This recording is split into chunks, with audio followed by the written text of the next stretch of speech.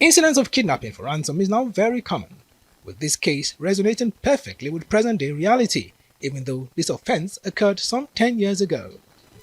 Kevin Oniara, Frank Azueko, Michael Omonigo, a chief priest who oversees a shrine in Kokori, a community in Delta State, and Haruna Momo, now at large, are the original four accused of conspiracy to commit acts of terrorism, kidnapping of persons, and escape from lawful custody, and the likes.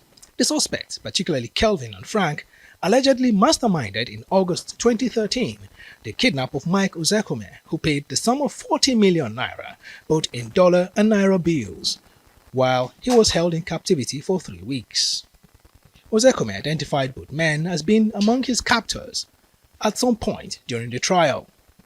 Before sentencing, Kelvin and Frank pleaded for mercy from the judge.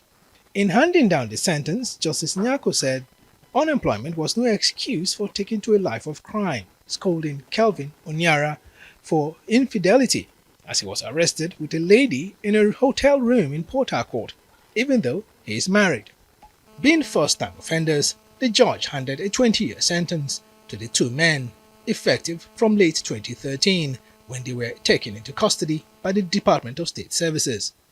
Michael Omonigo, the chief priest, and Haruna Momo were discharged, but Momo, however, still has a case to answer for escaping from lawful custody.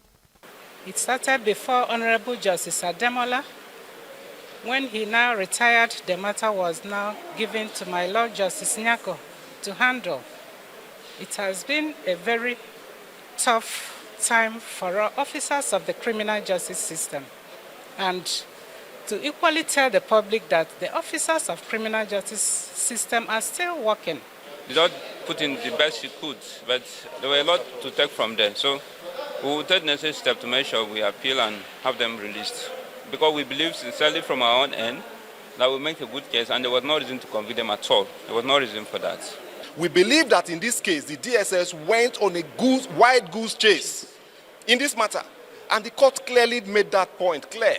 My client was standing trial on a 5-count charge, bordering on kidnapping and receiving illicit fund and all that. The court saw that it was just an empty charge, a very bogus one.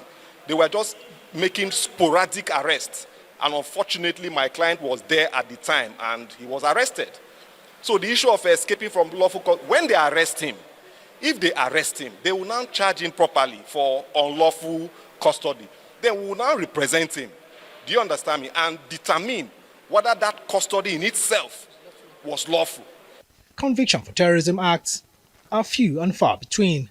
Many therefore hope this conviction will serve as deterrent to those planning to kidnap people for ransom.